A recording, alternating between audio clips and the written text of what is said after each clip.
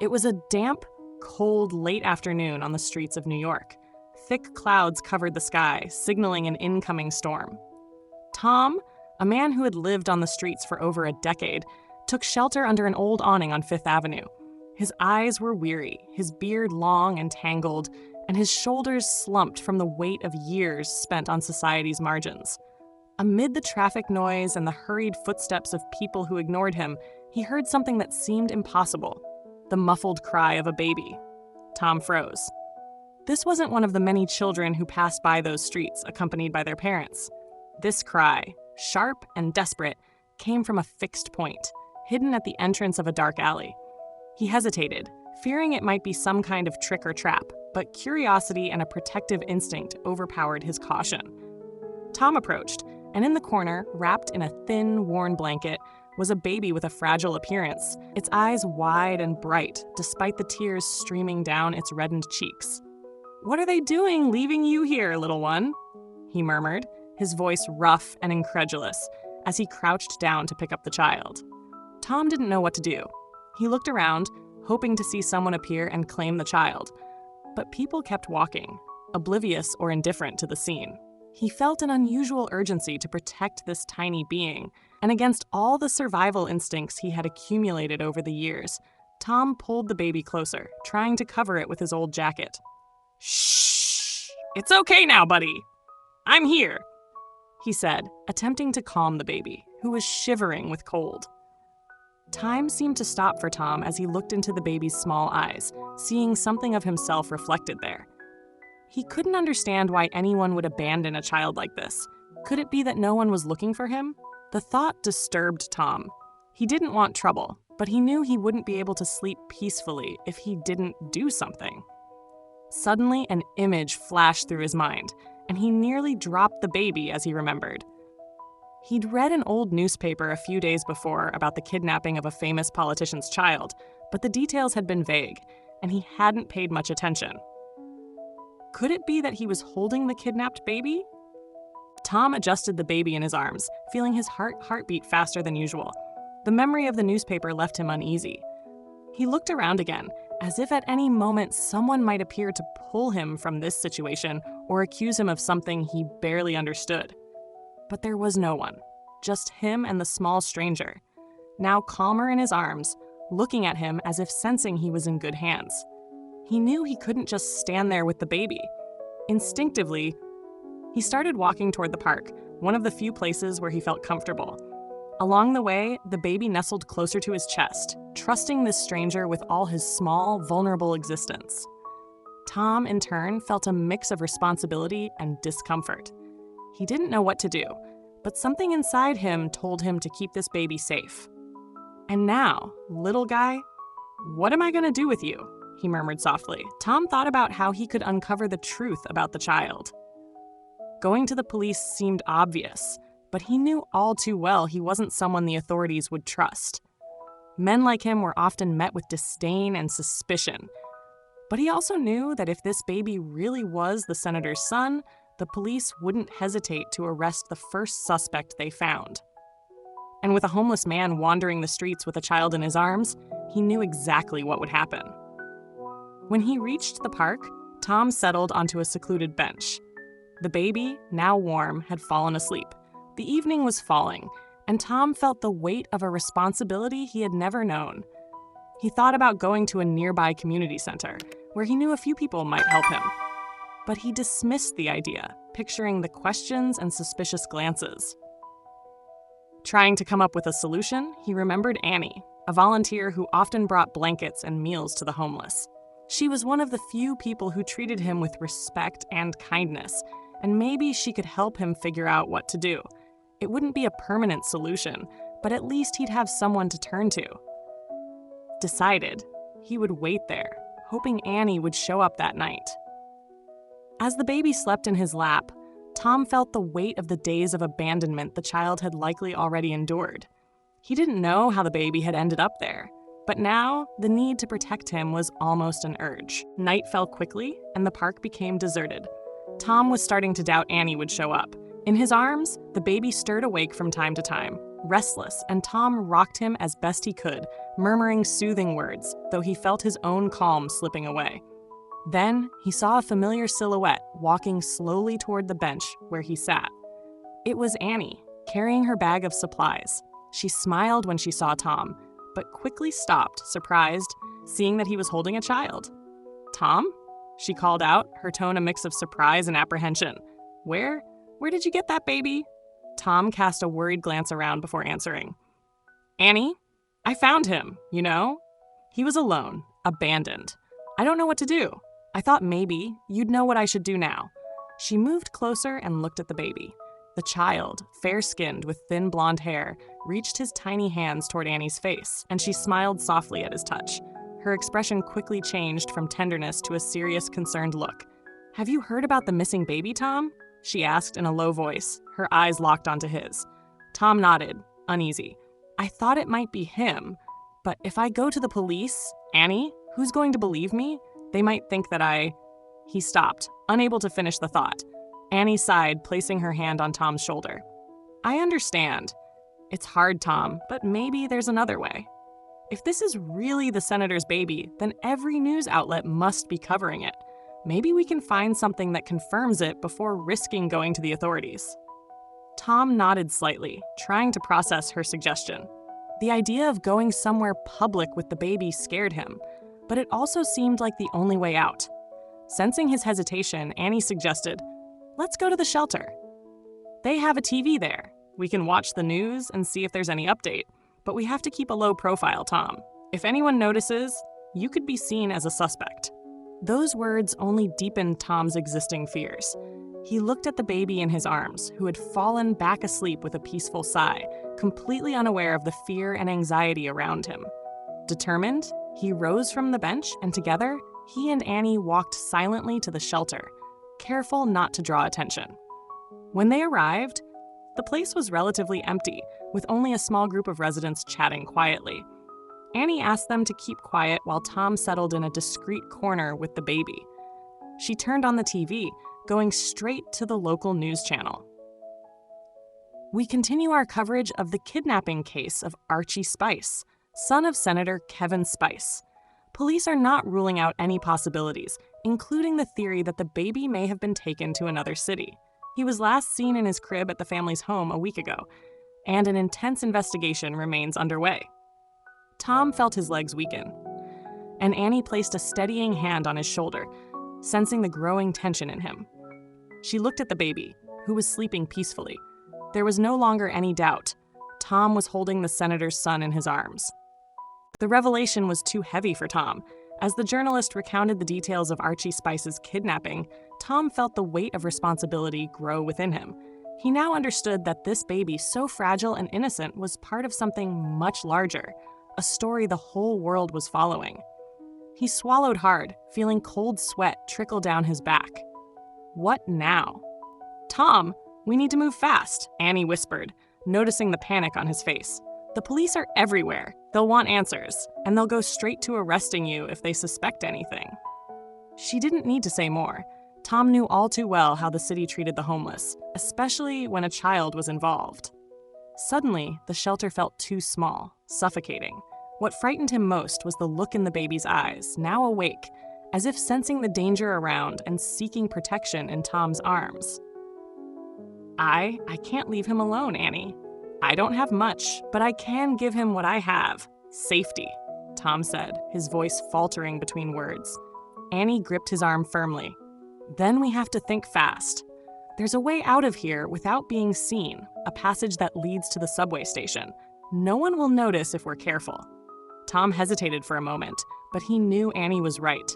Without another word, they left the shelter through the back, avoiding the main street. Streetlights cast shadows over the alleys as they moved quickly through narrow paths, the baby safe in Tom's arms. Archie, seemingly calmer, looked around as if understanding that this walk mattered. They reached the subway entrance and descended the stairs, where the smell of rust and dampness mingled with the muffled sound of trains in the distance. Tom never imagined he'd be forced to go so far for anyone besides himself, and his mind was a storm of conflicting feelings. "We need somewhere to stay," Annie whispered, scanning their surroundings to make sure they weren't being followed. I know of an abandoned garage nearby. It's discreet, and we can spend the night there until we figure out what to do. They moved through a dark corridor to the subway exit and soon found themselves outside again, in the silent, cold night. In the distance, the abandoned garage appeared as an unlikely refuge. When they arrived, Tom carefully laid the baby down in a corner, on a blanket that Annie had improvised from some clothes. Archie looked at him with bright eyes and an almost calm expression. "What do I do now, Annie?" Tom asked, a mixture of desperation and exhaustion in his voice. "What if I can't protect him? What if he's found?" Annie took a deep breath, thinking, "Tom, I have a friend in the city who might be able to help. He's a journalist and knows how to report things safely. If we can tell him the truth, maybe he can publish the story in a way that you're not blamed. This baby needs to get back to his family, and you deserve a chance to tell your side." Tom nodded slowly, realizing that although risky, it might be the only plan that could work. Tom stayed awake all night, his eyes fixed on little Archie, who slept with an almost magical serenity, as if he were in a safe home rather than a cold, abandoned garage. The presence of this child was transforming him. He saw himself in every innocent gesture of Archie, and he couldn't shake the thought that perhaps this baby had crossed his path for a reason. Early in the morning, Annie returned to their hiding spot with an urgent expression. "I managed to talk to my friend. His name is Joel Campbell," she said, barely able to contain her anxiety. "He's an investigative journalist, well known, and he promised to meet us this afternoon. But we need to be careful. He's on the radar of some powerful people because of his investigations." Tom nodded, though he felt a chill at the mention. He had no experience with journalists, much less with exposing wrongdoings. However, he saw no other way out. If this journalist was really as trustworthy as Annie said, maybe there was hope. To ensure they weren't followed, Annie arranged a discreet meeting spot with Joel, a modest cafe tucked into a quiet corner. When the time came, Tom wrapped Archie in his coat and held him firmly as they walked through the streets. Every step was a new battle against insecurity and fear, but at the same time, he felt strengthened by the desire to protect Archie, even if he didn't fully understand why. When they arrived at the cafe, Joel was already waiting. He was a middle-aged man with a simple appearance and a sharp look, watching every movement around him. Upon seeing Tom and Annie, he stood up and waved, keeping a serious expression. As soon as they sat down, Joel looked intently at Tom and then at the baby. "Annie told me the story. I need you to tell me everything, Tom, from the moment you found this baby." Tom took a deep breath, hesitating for a moment, but he began recounting the events as clearly as possible, including the night he found the baby, his decision to keep him safe, and his fear of being accused of something he didn't do. Joel listened in silence, fully attentive, not missing a single detail. "Well, this is a complicated situation," Joel murmured after hearing everything. "If this baby is really Archie Spice, the police and media are desperate to find him, and all eyes will be on any suspect. But there might be a way to bring this story to light in a way that protects you, Tom." "How?" Tom asked, his voice low and cautious. "I need proof," Joel said, looking directly at the baby. "If we can confirm he's Archie, we can negotiate directly with the authorities so that you're not treated as a criminal, but as the person who saved him." Joel's proposal made Tom's heart race. It was too risky. Exposing Archie would mean opening a door for anything to happen, including the possibility of losing control over what would come next. But he trusted Annie, and if she trusted Joel, maybe it was safe enough to try.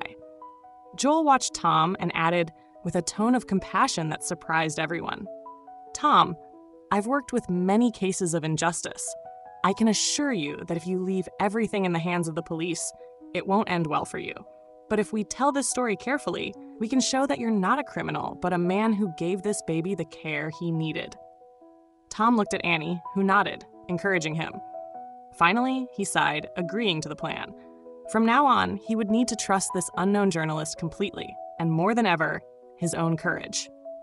Joel worked quickly. With Tom's consent and Annie's support, he took a photo of Archie and promised to return with an analysis within 24 hours. He needed a concrete confirmation to identify the baby as Archie Spice, before going directly to the police or FBI. For Tom, it felt like an eternity. Each minute dragged longer than the last, and his fear of being discovered only grew. While they waited, Annie suggested they go to an abandoned warehouse on the city's outskirts. There, they'd have more privacy and safety without raising suspicion. They arrived with Archie nestled in Tom's arms, the baby seemingly more attached to him with each passing day. With every smile or trusting gesture Archie offered, Tom felt a love and a responsibility he never imagined he could carry. By early evening, Joel returned, wearing a serious expression and carrying a stack of documents. He entered the warehouse and approached Tom and Annie, who waited anxiously for any news. "I have something concrete," he said, holding out a paper with a black and white image of the Spice Baby. "I got this official photo from a press contact, and comparing it to Archie, I have no doubt, this is the missing baby." Tom stood motionless, absorbing the information. Although he had already suspected, the confirmation hit hard, a mix of relief and fear. Now he knew he had the responsibility to return the baby to a safe life. But how to do it without everything falling on him? He looked up at Joel, awaiting his guidance. "Listen, Tom.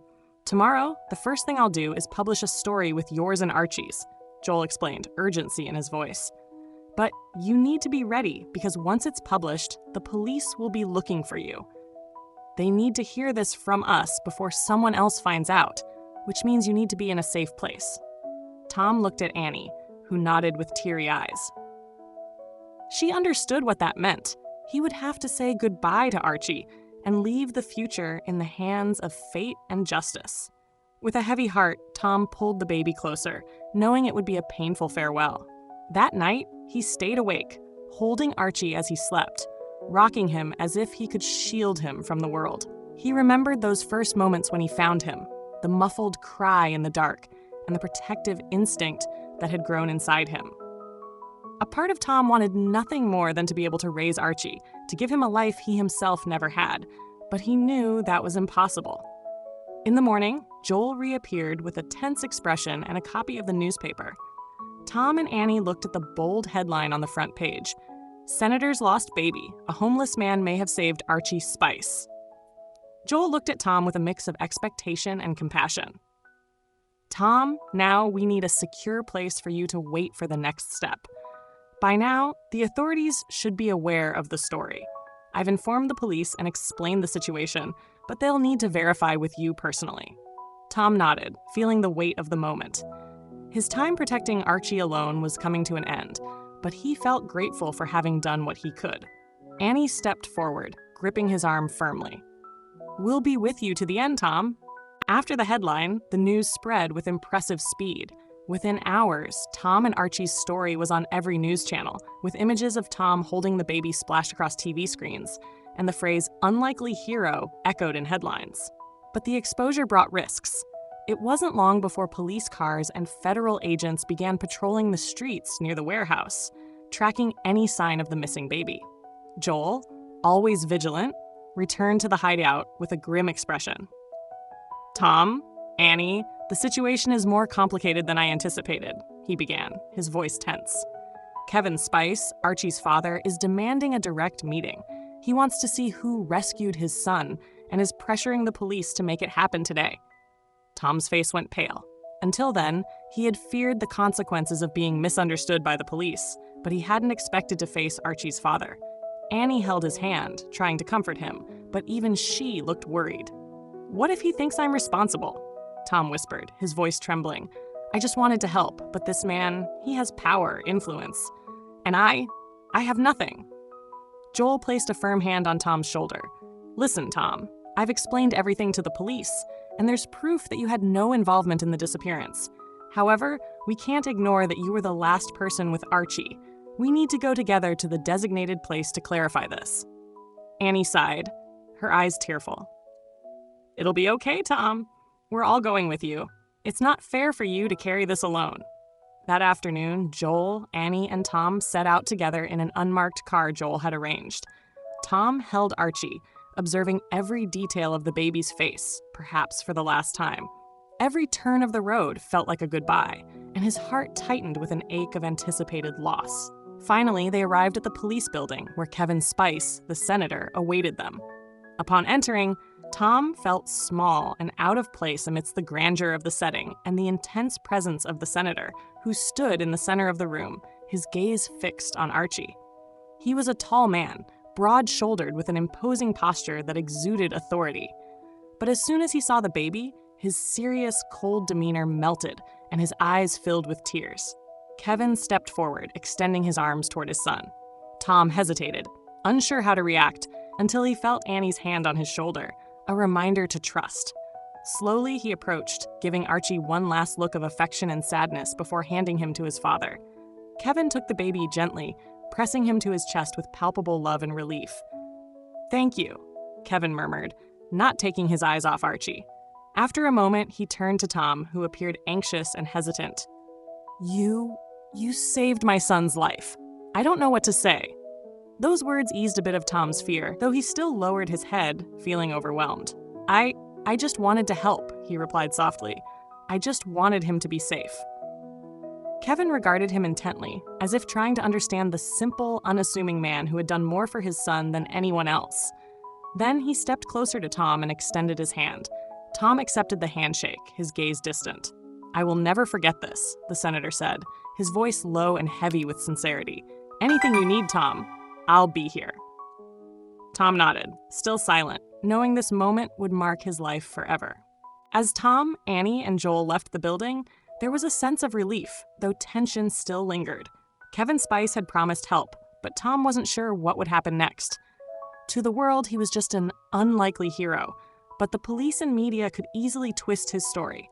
And there was one question he kept avoiding. Why had Archie been abandoned in that alley? As they left, Joel, who always kept a vigilant eye, approached Tom with a thoughtful expression. "Tom, we need to talk about something important," he began. "There are details about Archie's disappearance that were kept out of the press, and you might need to know everything." Annie remained silent, but her look showed support, encouraging Tom to listen to Joel. Tom nodded, and together they went to a quiet cafe, where Joel asked them to sit in a discreet corner. Joel began explaining, in a low voice, what he had learned through his sources. This kidnapping has a series of strange elements. The Spice home is extremely secure, with cameras and 24-hour guards. However, on the day Archie disappeared, there was a security failure, and the cameras mysteriously stopped working for an hour. Authorities believe someone close to the family facilitated the kidnapping. And there's more. Senator Spice recently received political threats, and the police think Archie was taken to directly target the senator. A chill ran down Tom's spine. All of this was much bigger than he had imagined. He remembered every detail of the night he found Archie, the weakness in the baby's cries, and the tattered blanket. It didn't seem like the work of professionals. It felt like something done in a hurry, by someone who just wanted to get rid of the child. "You think he was abandoned?" Tom asked, trying to make sense of it all. Joel nodded. "Possibly. Someone may have realized that keeping the baby was too risky and left him where they thought no one would find him." Annie gripped Tom's arm tightly. "This means there's still someone out there, posing a threat not only to Archie, but also to Tom," she murmured. Joel agreed, his face serious. "Exactly. You're in danger, and we don't know how far those involved in this scheme will go to cover their tracks. The best thing to do is be cautious." But before they could decide on their next steps, Joel's phone rang. He answered, and when he hung up, his expression was even more tense. That was the senator. "He wants to meet with you, Tom. He wants to do it privately, without the press. Just us. He said there's something important he needs to tell you." The message was cryptic and carried an urgency that made Tom suspicious, but something in his gut pushed him to accept. He looked at Annie and Joel, who agreed to accompany him, and together they decided to go to the meeting location, a secluded country house belonging to the Spice family, where Kevin promised to meet only them. On the way, Tom tried to control his anxiety. He didn't know what to expect from this meeting with the man who, unwittingly, was at the center of the storm now tearing through his life. The car followed the isolated roads toward the Spice family's country house. The silence between Tom, Annie, and Joel was profound, as if each of them was trying to anticipate what Kevin Spice had to reveal. When they arrived, the house was surrounded by dense trees, creating an atmosphere of isolation that only intensified the weight of the moment. Kevin waited for them at the entrance, alone, with a serious and reserved expression. He greeted them with a quick nod and led them inside, where he asked them to sit in a spacious room with windows overlooking an open field. "Thank you for coming," Kevin began, his voice low and controlled. He looked at Tom with a grave expression.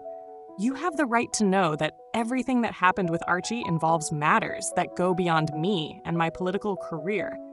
He took a deep breath, as if needing a moment to find the right words. "There's something you don't know about my family and my position.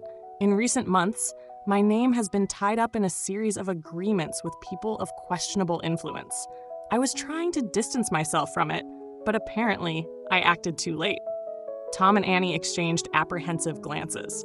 Joel, meanwhile, seemed fully attentive to every word, as if waiting for an unexpected confession. "2 weeks ago," Kevin continued, his eyes fixed on the floor, "I received an anonymous threat. They said Archie would be taken if I didn't step back from my attempts to expose a corruption scheme I discovered in Washington.